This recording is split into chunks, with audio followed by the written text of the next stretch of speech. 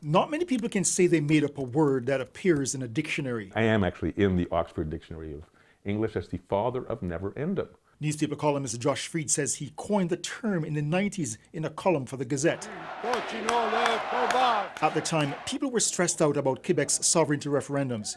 He wanted to make readers smile. I think in Montreal, people actually need to laugh. That's what he tries to do with his weekly columns. Starting in 1988, he's written more than 1,400 columns. And with a book he co-wrote after the Parti Québécois' first win.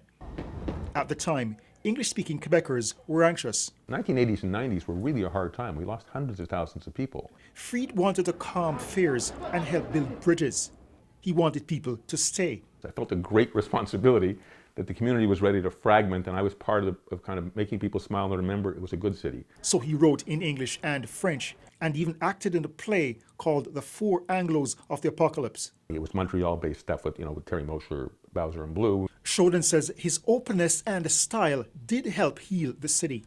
He was somebody who really had an exemplary record of explaining Anglos to Francos and Francos to Anglos while being funny, perceptive, and very, very human. His readers included politicians like Lucien Bouchard, even if he wasn't sure about Freed's name.